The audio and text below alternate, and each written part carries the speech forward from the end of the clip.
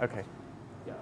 How do I feel? Yep. Okay. Firstly, I'm really happy to be here, hot off the heels of the Future Tech Festival, which the British High Commission ran with the Indian government in December, and a fintech mission that came to Chennai recently, as did my colleague Jeremy to visit MakerVillage, and the FinTech Rocket Ship Awards, also winners visiting the UK. Really pleased to be at MakerVillage. I'm just amazed with the creativity, particularly in deep tech products in this space, and the support that you've already managed to establish with the government of Kerala, with METI, and with the British High Commission here. So just a very fascinating day, actually, in this wonderful facility.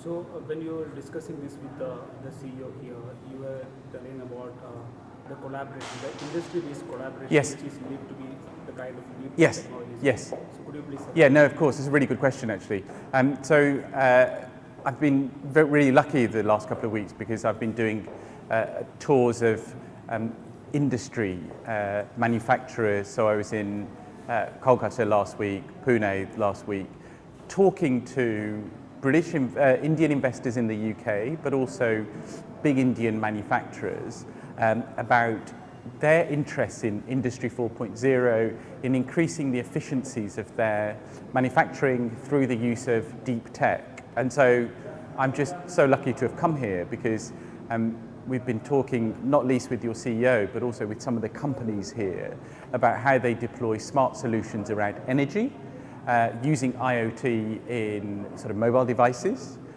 electric vehicles, powertrains for two-wheelers. It's just such a hot area at the moment for collaboration. And it's more than that, in my opinion. It's actually companies, both in the UK and in India, in the manufacturing space, really waking up to the fact that Industry 4.0 is here. They need to connect their devices. They need to improve their efficiency. And I'm really glad and really actually quite surprised to see the level of innovation that has been here.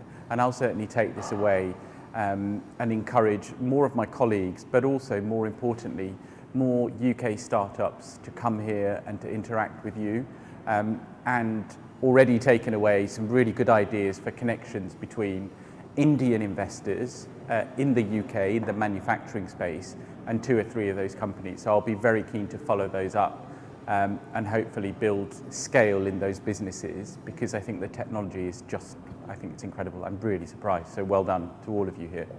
While you were touring these MakerVillage, in some of the points you were stopped, you were particularly asking about their prospects in the UK market. Yes. So how do you feel these are actually very society-driven? Yes, yes. No, it's a really good question. So as you know, India and the UK signed a technology partnership last year when Prime Minister Modi was in the UK. We're now operationalising that partnership. So the very first question I ask deep tech companies when I see them is, are you looking to internationalise your business in the UK because of the technology partnership, where we are co-investing between India and the UK in a couple of things. So one, an AI healthcare project, which is why I was very interested in the, well, 2 companies actually. One, the device that administers IV, and 2, the blood transfer management company.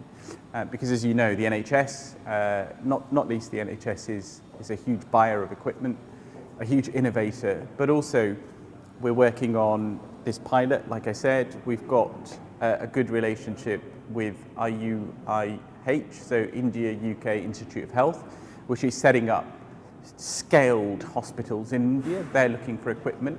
And then we've got this state to region collaboration, which we call technology cluster partnerships. So between the north of the UK and Karnataka on fintech, AI and data, and between the Midlands and Maharashtra on future mobility, which is why, in conclusion, the final company I saw was so interesting on electric bikes, but also increasing the efficiency of electric two-wheelers, which actually was a conversation that I was having yesterday with a big OEM in India.